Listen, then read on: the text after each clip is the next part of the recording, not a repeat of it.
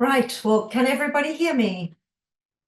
Great, well, good afternoon, everybody. My name is Daniela Goldman, and I'm the CEO of London Melrose, a coaching and communications consultancy.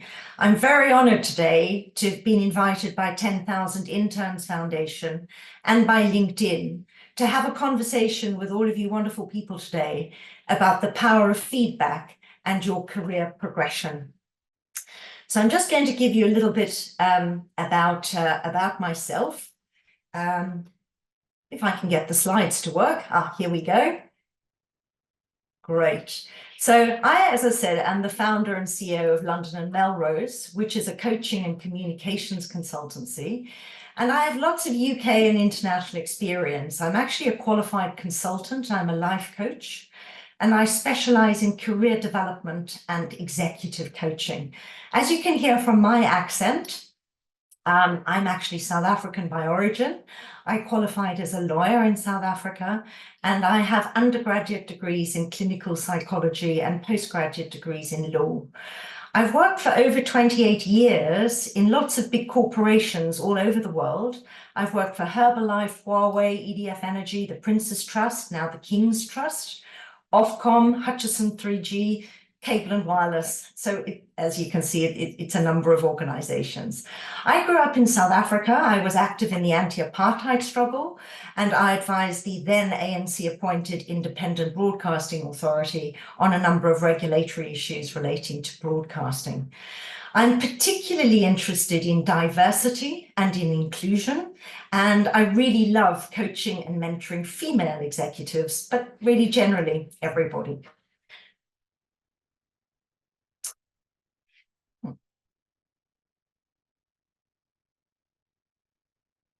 So what we're going to talk about today is persistence and determination and building resilience as part of your job search.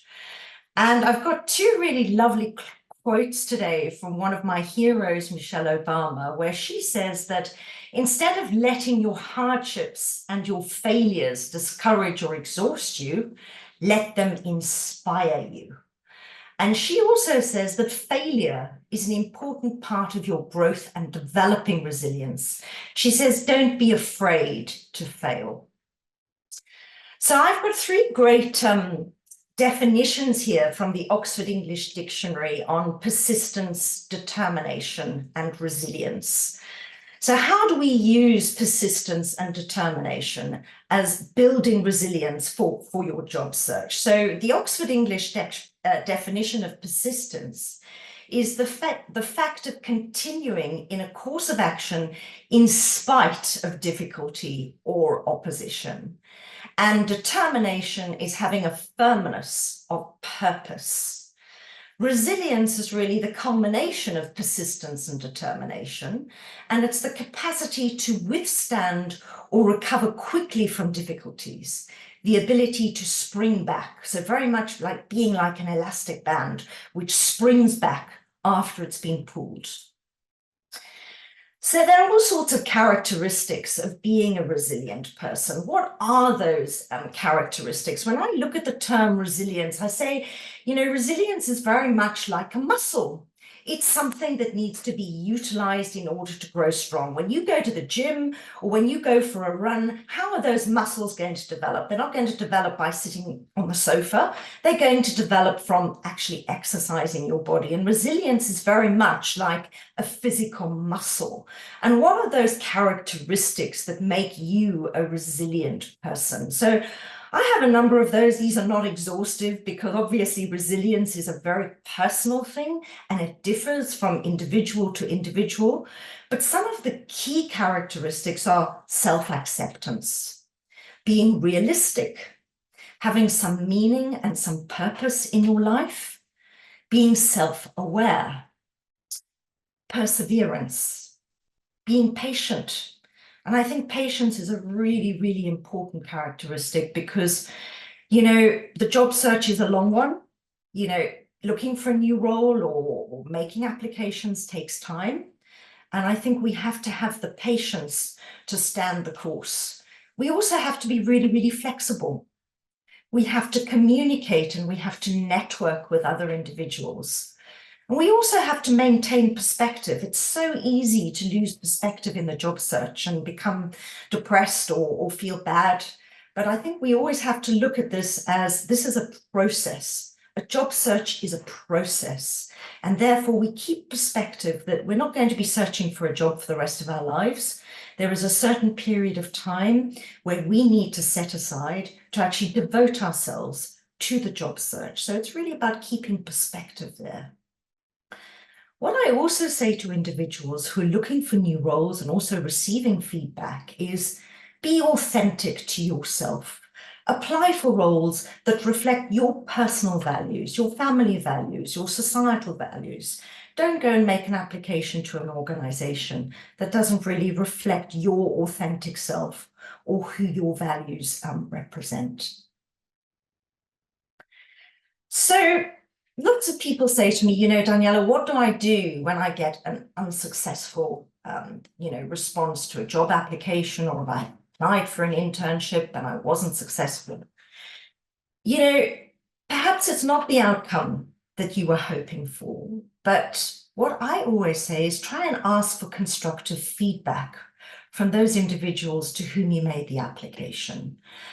Feedback is really, really important. And I'm going to draw on a quote from Sir John Whitmore in his book, Coaching for Performance, where he says that feedback becomes the opportunity to activate the natural learning system that lies within each person. So all of us really can learn from feedback because we're natural learners as human beings. So what I say is that if you get an outcome that you were not really hoping for when you've made an application, amend your approach after you've received the feedback and view the feedback or this outcome as an opportunity to grow and to develop personally. What can you actually do to try and change the situation? Perhaps you need to repurpose your CV. Perhaps you need to revise your cover letter. Perhaps you need to revise your LinkedIn profile. The other thing that I think is really, really important at the moment when it comes to making job applications and internship applications is, are you AI compatible? Do you fit all of those search algorithms? We know now that actually it's an algorithm that often scrapes the internet to try and find information about you. So are you using keywords and key skills in your applications which adequately reflect the job specification? And I'm sure that my wonderful colleagues from LinkedIn will talk more about this when they make their presentation after I do today, but this is just something to think about. The other thing that I think is really, really important is how do you sell yourself at an interview? What's your interview technique like? Do you rush? Do you listen properly to the questions? Do you pause, perhaps if you don't know the answer? Do you answer succinctly and fluently without waffling? I always say try to use the STAR model at an interview. And the STAR model is made up of 4 components. The first one is S for situation. The second is T for task. The third is A for action. And the most important one, in my view, is R for result. Always try to remain results focused when you're in an interview, and actually even when you're making an application, because you want to maintain your resilience, you want to stay focused, you want to stay on track in achieving your job goal. And actually by using the STAR model, it really helps you to hone in and to focus on some of those key achievements, which you can then talk about in your CV and in your LinkedIn profile, and also in your interviews. So using the STAR model can actually be used in 3 different circumstances: CV, LinkedIn, and as part of your interview technique when you talk about yourself. The other thing that I think it's really important to think about when you're wanting to build your resilience and you're wanting to feel good about who you are as an applicant is, What is your unique selling point? What's your USP? What makes you stand out differently from other candidates? We're all different. We're all unique. And it's really important that you think about what makes you slightly different from the other guy or the other woman that might be making an application. You know, think about what your unique selling point is. Try and focus on your achievements to try and build and to grow your personal resilience. So perhaps when you get an outcome that you're not really hoping for, what do? You focus on your micro or your mini goals. What's the first thing that you can do after an unsuccessful job application? You know, so many people want to sort of crawl up and lie on the sofa and feel miserable. I think, you know, get back on that bicycle. It's like riding a bicycle. If you fall off a bicycle, you get back on and you carry on. And that's really about what being resilient is about. I always say, as part of your goal development, develop SMART goals. Have little mini goals that are specific, that are measurable, that are achievable, that are relevant, and that are time bound. And these don't have to be 5-year goals. These can be little goals like actually tomorrow morning at 10 a.m., I'm going to be sitting outside my library, just waiting for the library to open, and I'm going to hit the library desk at 10 a.m., and I'm going to devote a lot of my day tomorrow just towards job search. So what can you do to change and to take charge of the situation? Now, obviously, receiving outcomes that you were not hoping for creates all sorts of challenges. You know, we have internal challenges, the horrible little goblin voice inside of your head that says, oh, you know, you're not good enough. What can you do to change that? I always say, look at the situation as a challenge. Look at it as a challenge that you can overcome. Look at the situation as, okay, so what lessons am I going to learn from this particular situation that I wasn't really hoping for? Look at it as an opportunity to develop as opposed to a paralyzing event or as a failure. Unfortunately, all of us, every single one of us on this call, including my colleagues and for myself, we've all received outcomes to job applications that we weren't hoping for. This is very sadly part of the job cycle. So this is not something that is unique to you, if that is any help to make you feel better. The other thing also is that we're also facing lots of external challenges that are beyond your control. The job market at the moment, it's not brilliant, I think, to be really honest. You know, we're going through quite big upheavals in the UK economy. There are all sorts of geopolitical issues which might affect a company's hiring policy. They might not have the big budget this year that perhaps they had pre-COVID to hire loads and loads of new staff. They may be on a hiring freeze. They may have asked for job applications and they may actually then decide, you know what, we are on a hiring freeze. We can't go and hire all of these new candidates. All of that stuff is actually beyond your control. So what I always say to candidates is, you know, focus on what you can control. You can control yourself and you can maintain your own perspective. When you're job hunting and when you're making job applications and when you're making internship applications, it's really, really important to look after your physical self and also look after your emotional well-being and your mental health. And how do you actually do that? Talk to people.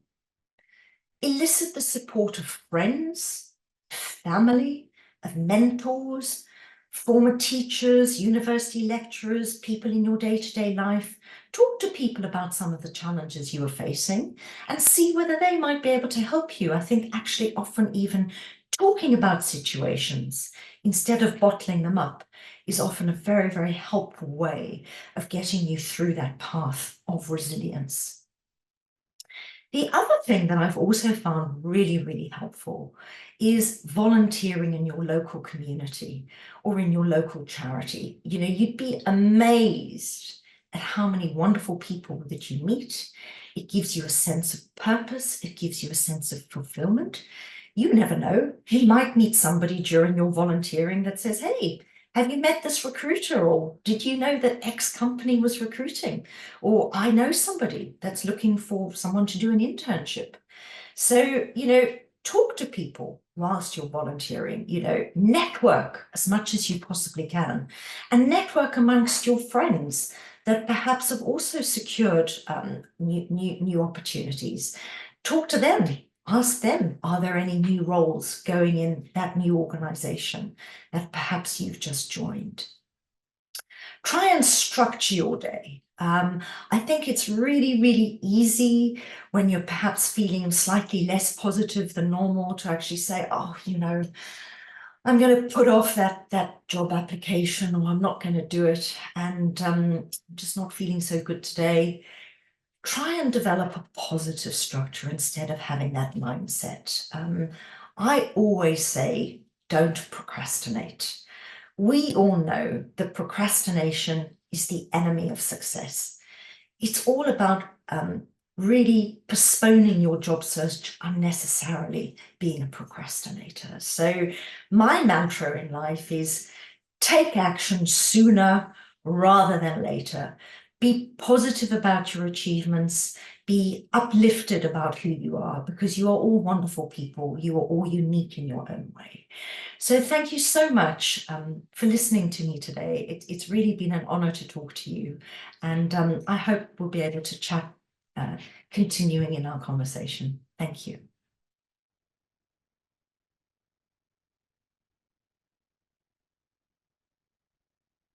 Thank you very much, Daniela.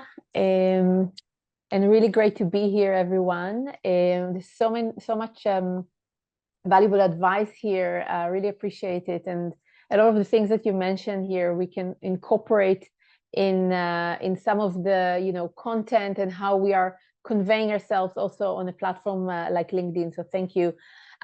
So hello, everyone. My name is Elinor, and I work at LinkedIn in the business development department.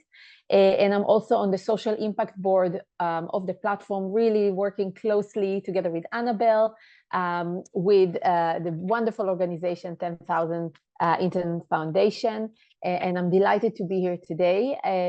Just kind of background about myself. I've started working in charities, and I managed to kind of reinvent myself a little bit and move into tech after 10 years, which was really hard. And I could really relate to a lot of the things that Daniela just mentioned.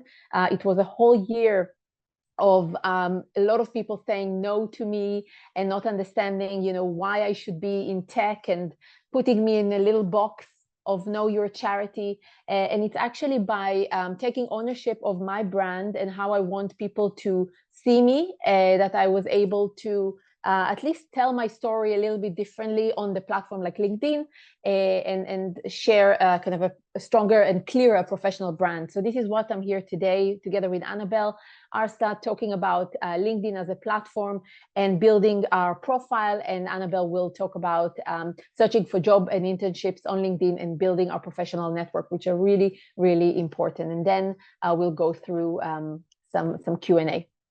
So going into the platform of LinkedIn, I think it's really important to think about the mission and the vision of LinkedIn and why it's there to begin with. Because if you think about the vision, is really creating economic opportunities for the global workforce, and the mission to connecting the world's professionals to make them more proactive and successful.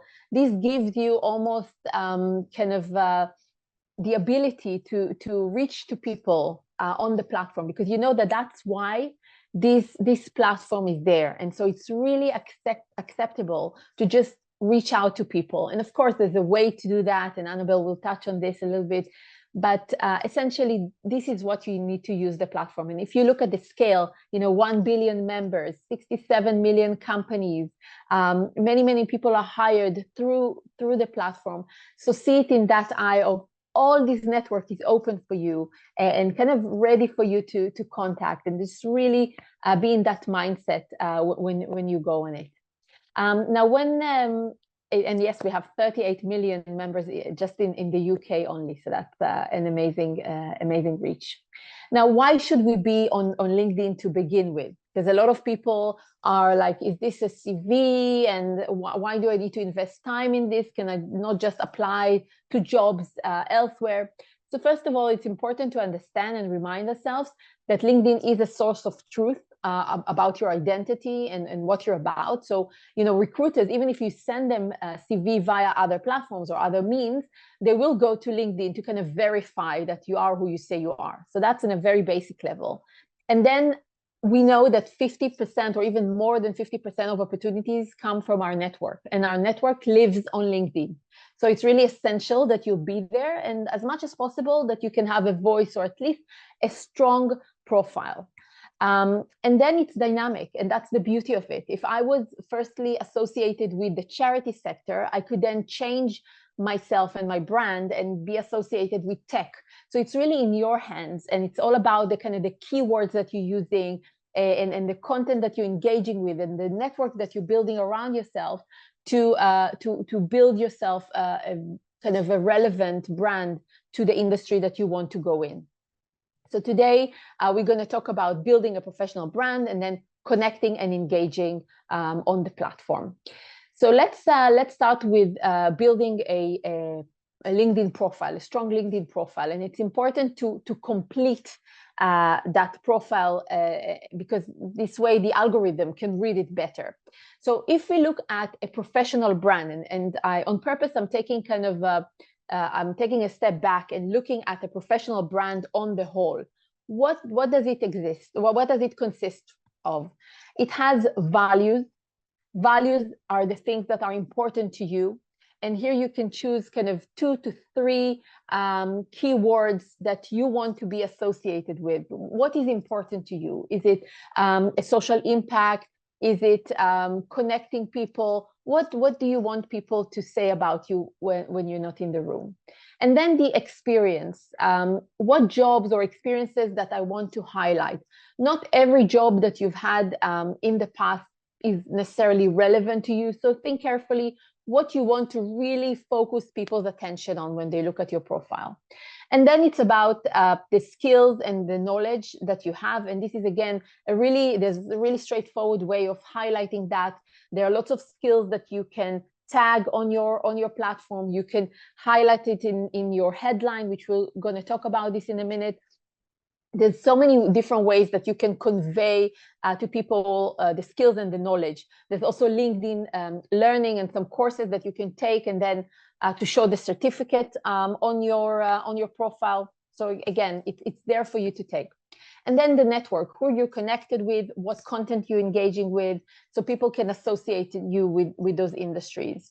So when we look at the profile specifically on LinkedIn, so we have the profile photo, which again, this is kind of a photo that shows your face. It needs to be quite clear and with a smile if possible, because this is really the kind of the first impression that people get from you. So a professional photo. And then the cover photo in the background, which is a really nice real estate, if you like, on your profile, because it allows you to showcase who you are and what you're about in a bit of a creative way. So for example, if you like reading, you can show some books that you read. If you like public speaking, you can show yourself speaking.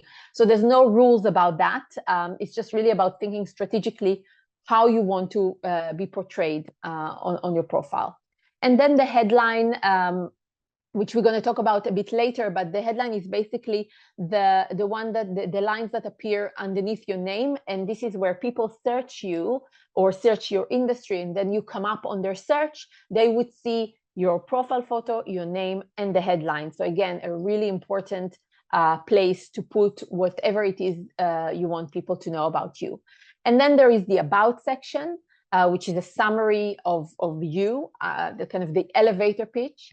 And the featured media, which is just underneath, which we're going to talk about a bit later.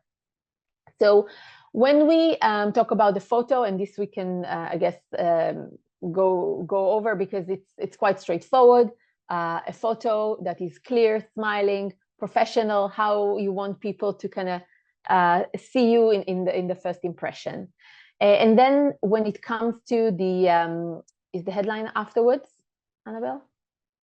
The headline is really key here, because this is an opportunity to showcase not just, you know, your current role or expertise or whatever it is, but also what you're aspiring to. So for example, if you're now studying and you don't have a job yet, but you want to be a customer success manager, for example, so you can write those keywords in that headline and say aspiring customer success manager.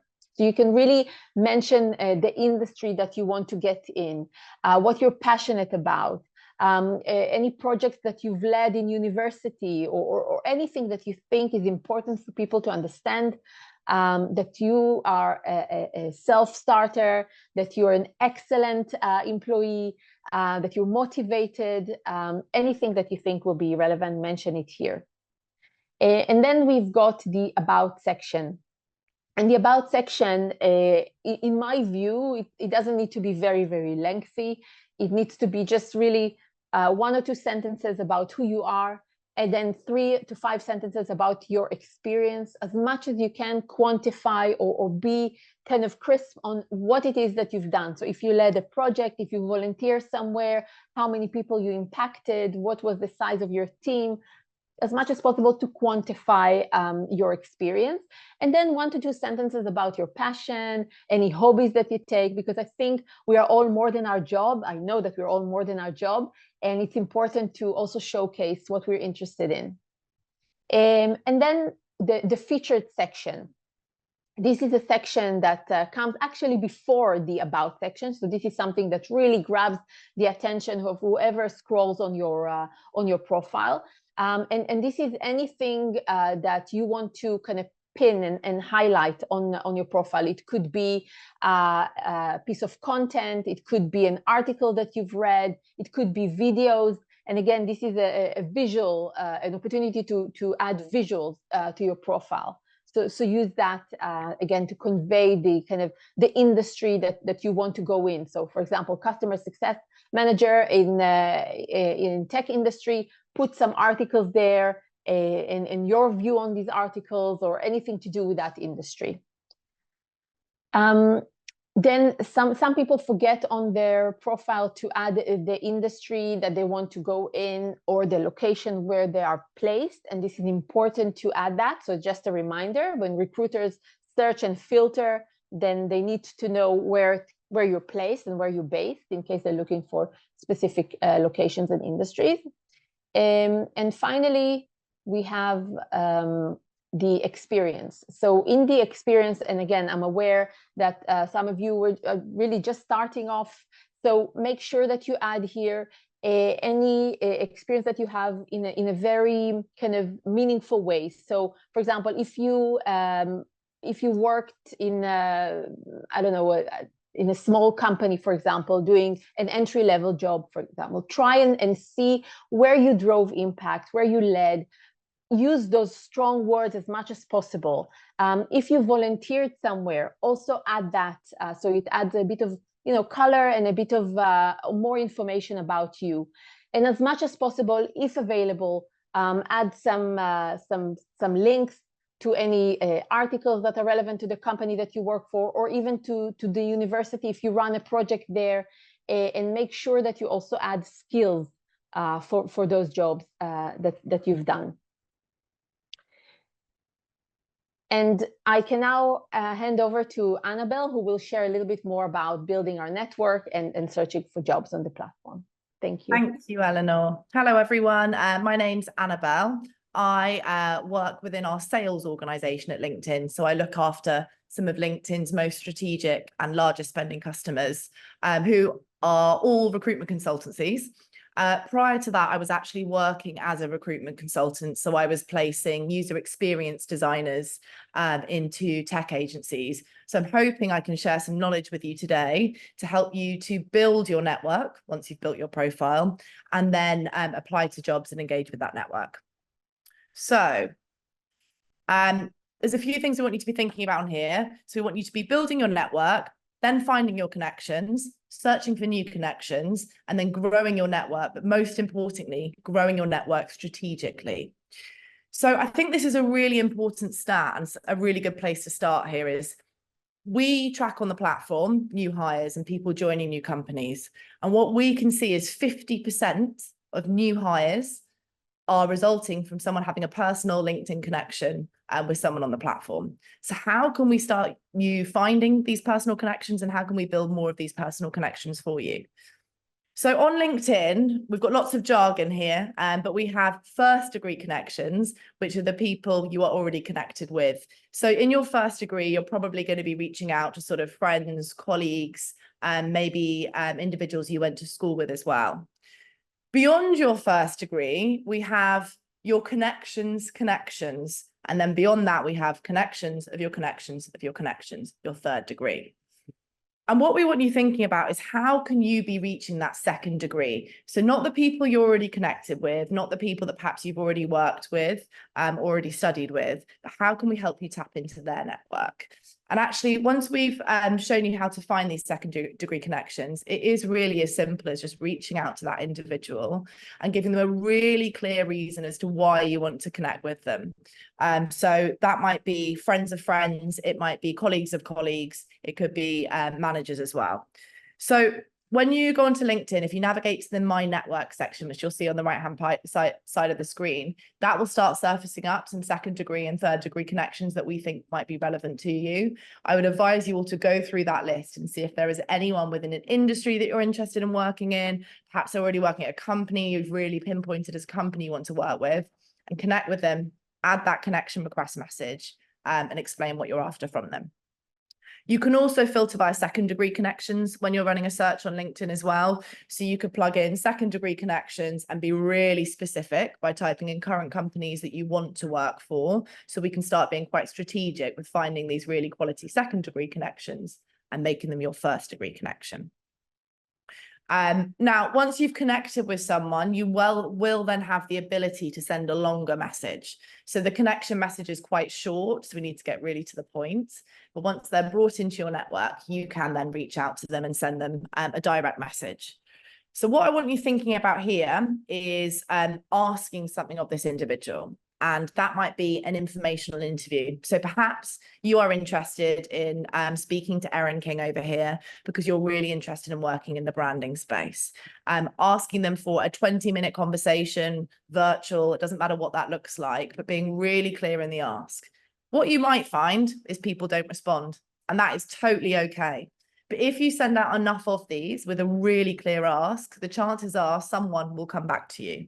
And this is what I'm working with a lot of my friends at the moment. A lot of my friends are job seeking and struggling with their job search at the moment. And I'm teaching them to reach out to their second degree connections and asking them for the time in the diary. Now, I'm going to show you how to search for jobs on LinkedIn. And this is really important. However, I don't want you just relying on searching and applying to roles. I mean, the good news is what we're seeing on the platform is we are seeing an uptick in jobs being posted on the platform. So there are now more jobs. The market is looking like it's recovering. But really, I want you thinking and working like your own recruiter. So if you are applying for a job, finding the person that posted that job, or running a quick search on that company page for a recruiter, or maybe the hiring manager. So let's say you're applying for an entry-level Java role. Find the head of tech or the head of development there and reach out to them and explain why you've applied for that job and why you're so interested to it. But we will focus on the job search as well. So it's really, really simple. When you're applying to jobs, you can also tell people that you are open to work. So what that looks like in real terms is it means you get a banner on your profile saying, I am interested in a new opportunity. Here's what I'm interested in. And these are the job titles, the locations, or maybe the industry that I want to work in. It's a really, really nice way of helping you stand out. And especially when recruiters are searching on the platform, they will normally filter via open to work first and foremost, because it's going to be an easier close for those recruiters. Now, once we've signaled that we're open to work, we then want to conduct a job search. So you can navigate to the job section of LinkedIn, which is in the top banner, and you can search for jobs via experience level. So we can have internships, entry level jobs as well. You can use specific keywords. We can look at jobs at specific companies as well. You can even filter via hybrid, remote, on-site. What I would say is if there is a plan and you are really motivated by remote work, please be aware that remote jobs only make up about 20%, I believe is the latest stat, of jobs on the platform, but they seem to be yielding about 50% of the applications. So it's quite a tough market when we're applying for remote jobs. You want to be giving it a balance if you are able to travel to an office a few days a week. So we can start by adding keywords and build out our search. You can also set job alerts. And I think that's really, really important. You'll see the red arrow here. When we create a job alert, you're going to be notified as soon as that job's posted. And I don't know if you found this, but sometimes you might go to a job and it's already got like over 100 applications. You think, how on earth am I going to get over the noise? By creating a job alert, you're going to be sent that job first, so we can get you in the first few applications. And you can, again, use the same criteria for your job search to create a job alert. And I would suggest getting that alert daily so you can be applying on the first day. And I think this is really interesting as well. Like, not all companies are going to be posting their jobs on LinkedIn, and it costs them money to post their jobs on LinkedIn as well. So they might not necessarily be prioritizing spending that money to be posting entry-level jobs on LinkedIn. So this is where I want you getting in the mindset of being your own recruiter a little bit more. So if you've identified a company that you really want to work for and there are no jobs on their page, you can actually go to their company page. So here we've typed in PwC, and you can scroll down to this section of the company page where it says, I'm interested. What that does is it registers that with their recruitment team. And then when their recruitment team is searching for people with your skills, they use the search filter on the right-hand side, filtering by the people that have already registered interest in their company. And that's a really nice way to get noticed. But going one step above that, what would we do further? I'd be finding, if I was interested in a Java role, I'd be finding head of development in the UK or software engineering team lead and reaching out to them direct and telling them why I'm really interested and why I'd love to know more about their role and their team. You can follow companies, and this is so important as you're preparing for interviews as well. It will mean that when you log on to LinkedIn, you are going to get their company content appearing in your newsfeed, and that's how you can start absorbing more information about these companies. It might give you some interesting things to remark on in interviews as well. Like I noticed that Starbucks are launching this, for example. What are your thoughts on that? It's a really nice way for you to start getting content into your newsfeed. And please comment, like, engage with that content as well, to show that you are really interested in that company and you have an opinion on what they're posting. Now, this is my favorite part, and I think this is really relevant. So if anyone's been to university or perhaps college, your school, we're an American company, so we'll use the term school, your school probably has a page on LinkedIn. And if they do, I don't know if you can see this banner on the left-hand side of their company, of their school page, there's a section that says alumni. So if you press on the alumni button, it will give you a list of all the people on LinkedIn that used to go to the same school that you went to. And we can filter them. So say if we're just interested in progressing our career in the UK, we could find people in the UK by pressing the banner where it says United Kingdom. And I know it says US as the top country here, but there will be one for the UK. And then you can also scroll along as we go through and filter via what they do. So they might work in certain industries, or they might work in certain functions. As you click through this and start filtering it, you're going to be building a network of people that potentially do want to help you. And you could send them a simple message saying, look, I saw that we studied the same course at university, and I am so interested in following a career path like yours. I would love 20 minutes just to understand how you got to where you are today, and for you to share any advice you might have with me. And what's really great is you can filter by a start year and end year as well. So you could look at recent graduates and give them a slightly different message. And then you could look at more senior people that are potentially hiring managers as well. Really great way to get involved with them. And then just a few extra tips. So if you start following hashtags, on LinkedIn, similar to how you do on other platforms. What I was going back to earlier is I was saying not everyone's going to be posting their jobs as an actual job advert on LinkedIn. What we do know is lots of people might put a little status update saying, look, we're actually looking for an intern to help us out. Does anyone know any interns? So if you're following the hashtag internship, interns, freshers, all of these kind of hashtags here, you'll get notified when someone posts about that, right?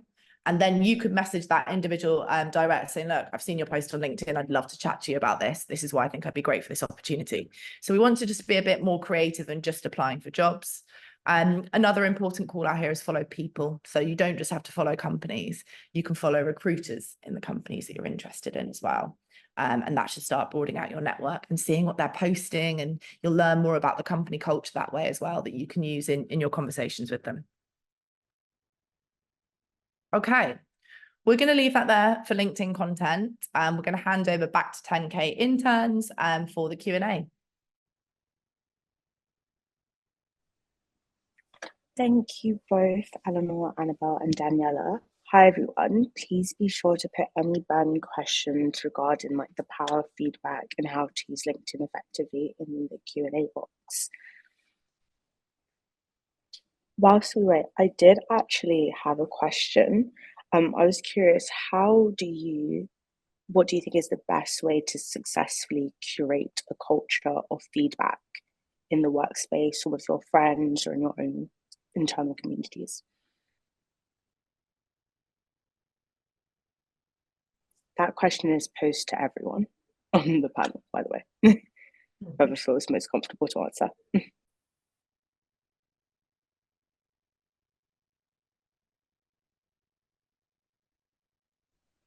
Great, Danielle, if you don't mind sharing. Certainly.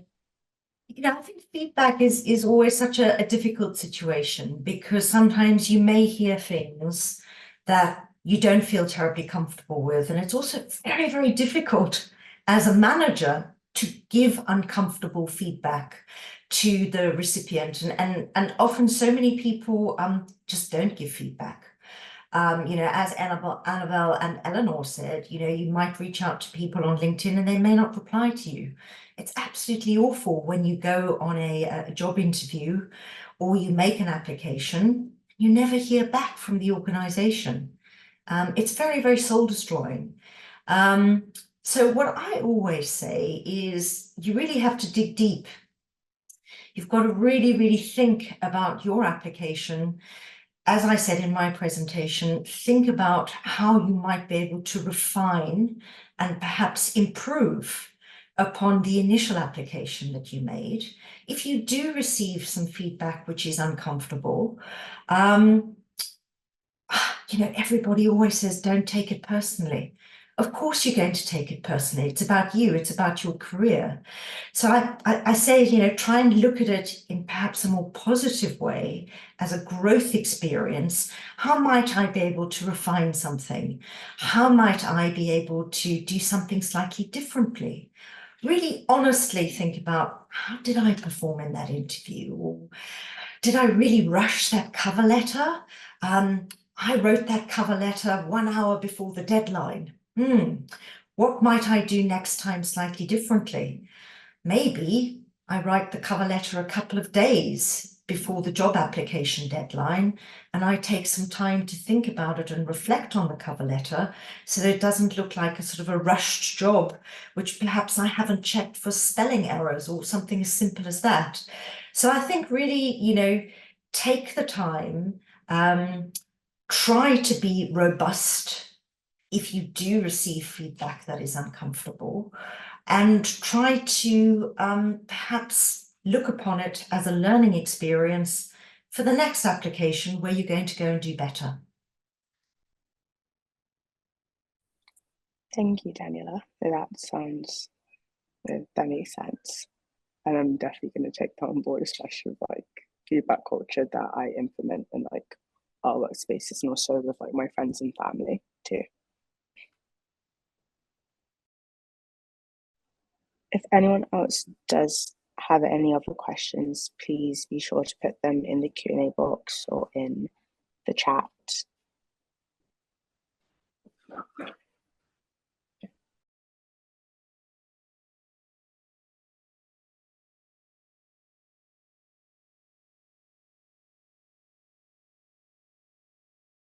I'd love to hear from you, perhaps in the chat, what resonated with you most from our talk today, and what action you think you can take tomorrow for what we share. Just one action. I'd love to get some engagement. Actually, we have a question in the Q&A box. So one of our attendees said, the company I'm interested in is relatively small. Would it still be advisable to reach out to all its employees on LinkedIn, as my name would be seen by the majority of them? I hope you understand.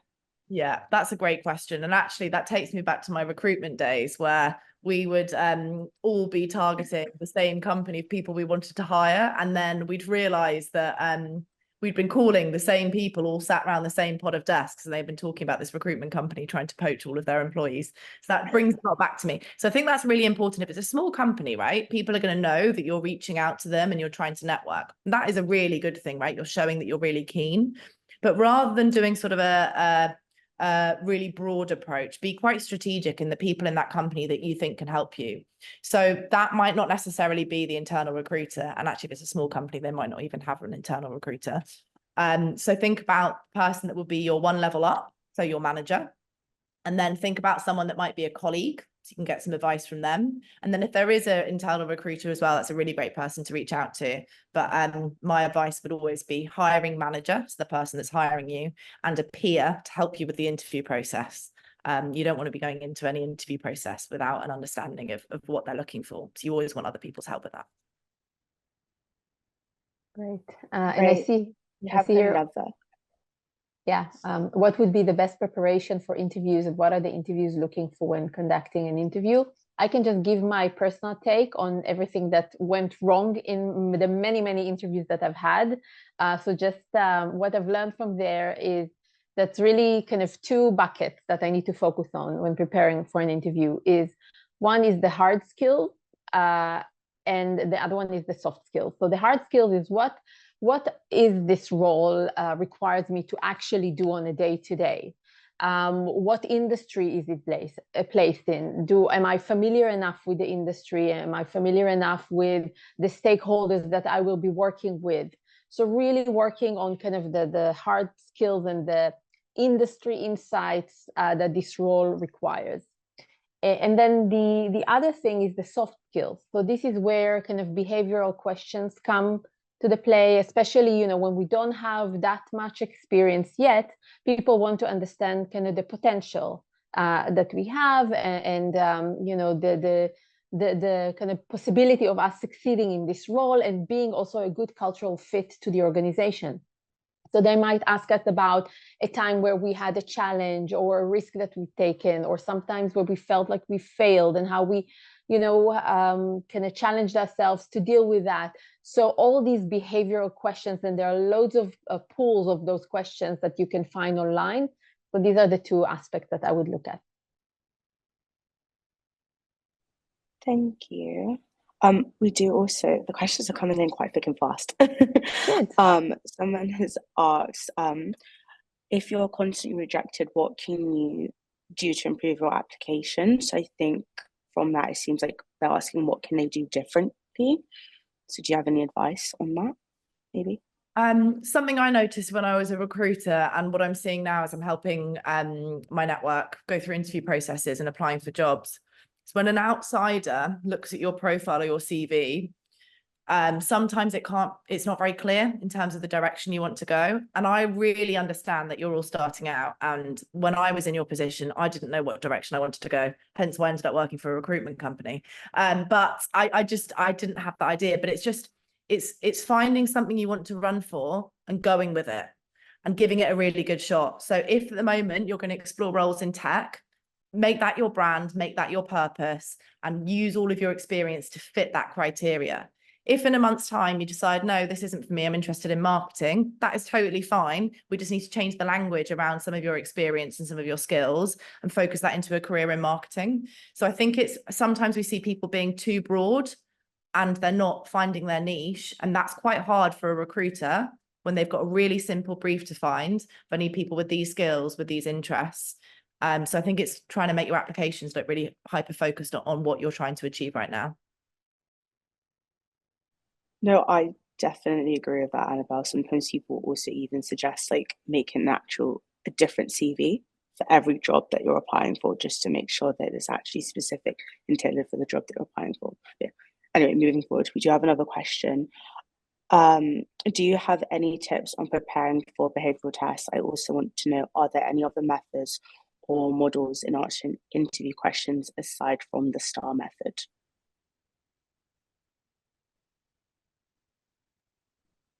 I think that there are all sorts of ways of preparing for behavioral interview questions. As Eleanor said, there's a host of information on the internet, top 100 interview questions, but I think that there's some very, very common ones. Certainly I, as a hiring manager for many, many years, I used to, I always used to sort of pass people on to more senior members of staff after I'd interviewed them. And, it's interesting because a lot of those stock behavioral human resource questions, like, where are you going to see yourself in 5 years' time?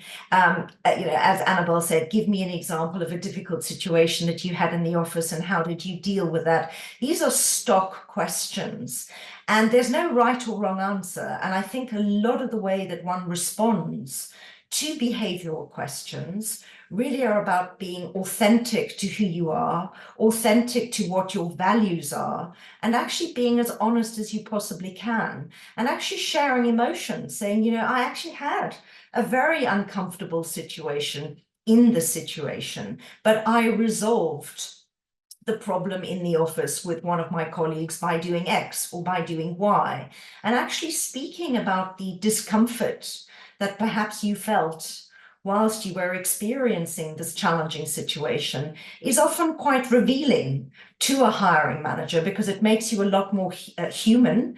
It makes you probably a lot more humble, and it probably makes you a lot more employable, because you probably would be seen as somebody who was a person of maturity, who could probably be an asset to the team.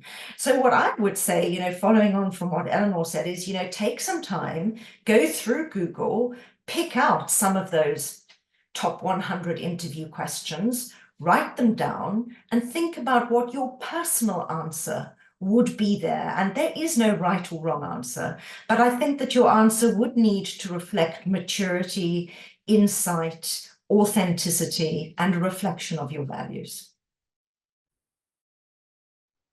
Thank you. I think also, to follow up on that, there is another question about what does the interviewer mean by technical questions, and how do we tackle technical questions during the interviews? You could probably shed a bit of insight on that too. I'm happy to take that one. So technical questions will be completely dependent on the type of industry and type of role you're going for, but it's showing your ability and skill to actually get the task done. So if you're going for a marketing role, it will be the technical side of marketing. So like how you would launch campaigns and things like that, how you would track the results of campaigns, how you would build a marketing strategy. If it's in sales, it would be your sales process. So they might ask you specifically like, how do you go about growing an account? And you'd have to talk about the nitty gritty about actually how you'd be doing that. So, and I know some people that are interviewing for big AI firms, and they're interviewing for marketing roles within AI firms. And that AI firm wants them to understand the technical side of artificial intelligence, how it came about, and what the potential for artificial intelligence is. And they're asking them some quite technical questions. So think about the organization that you're applying to and do heaps of research in terms of how they make money, what their products are, what they sell to their customers, or what their mission is, and then understand what your role would be within that team and the technical side of that. So what tasks would a person with my job title do, and how might I do those? And actually a really good way of preparing for some technical questions is looking at LinkedIn Learning. There is some free content on there that should help you understand the technical side of marketing, the technical side of legal in terms of like disputes and stuff like that. So hopefully that's helpful. That's great. We do also have another question. I think it's our final one in the Q&A box, but there are a couple in the chat that I may bring up as well if we have time. The question is, how do you know what to actually post on LinkedIn? They haven't given much information about like what sector or background they're coming from, but if you could probably advise on like a strategy or anything. Yeah, I can take that one.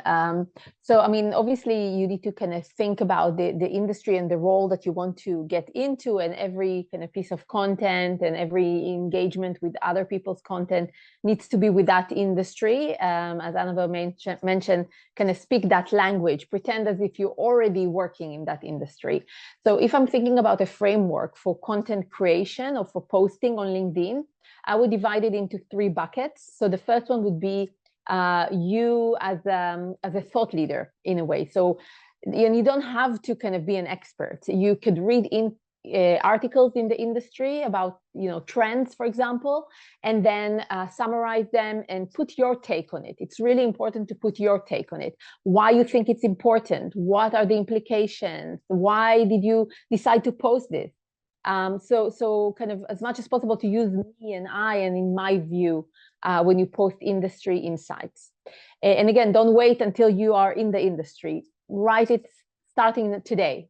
And then the other bucket is evangelizing any missions that are important to you, or companies that you want to get in, or products, interesting products that you've seen in that industry. So again, write about knowledge that is a little bit more specific to those missions, to those companies. And then the third one, which is really my favorite, the third bucket is really about being a mentor. And here you really need to remember that even though you are at the start of your career, of your journey, there are people who are behind you. Yes, there are many people who are already advanced, but there are so many people who are behind you or facing similar challenges.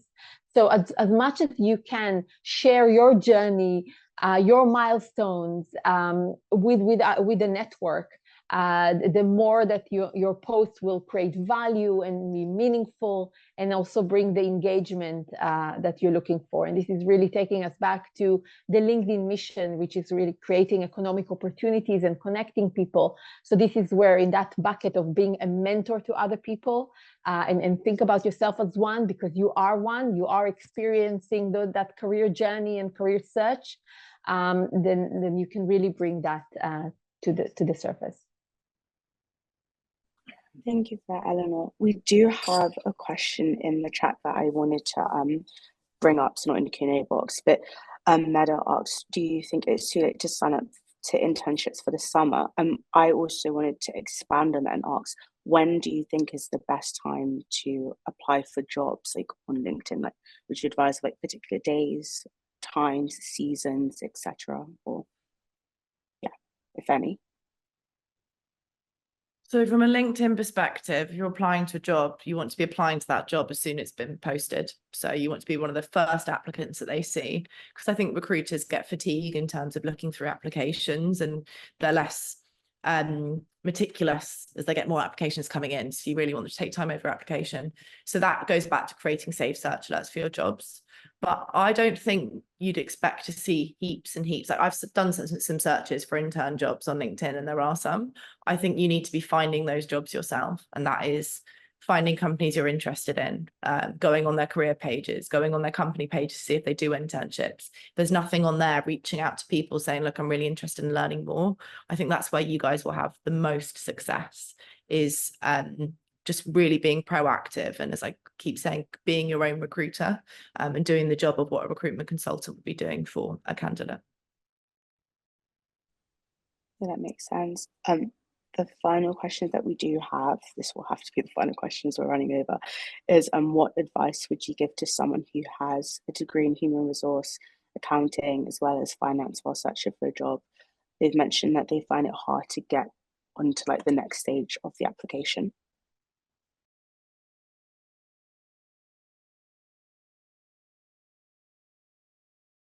I'm happy to take that one. So it sounds like you've got a really interesting degree with lots of different angles, and it sounds like you've probably gained some really, really insightful information and skills from that degree. I think it's but they are very different functions, and you probably won't find someone that is doing human resources in a company and accounting, maybe finance. They might overlap a bit more. So I think it's finding out what your passion is, like what is the most exciting part of that degree. What can you really see yourself doing for the next 5 to 10 years? It doesn't have to be your whole career, we can change careers, but for the next 5 to 10 years, and what do you really want to give a go at? and then structure your CV, still showing that your degree focuses on these three areas, but structure your CV and experience around skills that you might have gained from your work experience that are linked back to the job you want to get. So if that is human resources, how do you like helping companies achieve their objectives? How do you like helping individuals and helping progress their careers? Maybe you've been writing some stuff on LinkedIn to help other people progress their careers if you're interested in human resources. Maybe you could look at some trends of companies hiring and what does that mean for the landscape at the moment. So I think you need to prioritize what your focus is for now, and that can totally change. That's okay. And then structure your profile and your CV and your cover letters to be really focused for your passion in that specific industry and that specific job title. Thank you. Do you have time for one last sneaky one, or does anyone? Someone's mentioned quickly, in a long run, will focusing on certifications make me more competitive compared to consistent resume updates?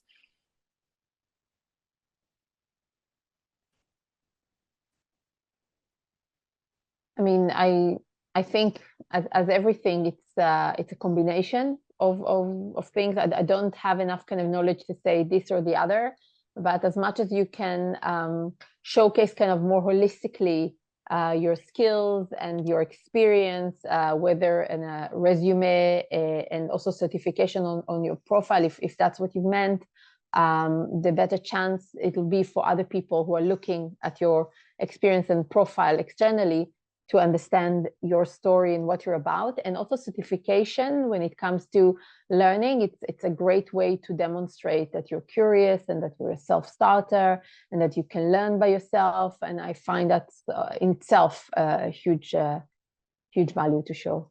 Anything to add, Annabelle or Daniela? Yeah, I mean, some of the stats we're seeing, which I think is interesting, is on job adverts, we are seeing less and less people putting required educational experience on there.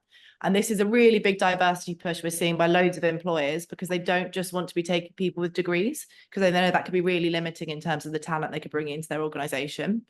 I think it really depends on the industry. So if you're a lawyer, you need some training on how to be a lawyer, so you can represent people.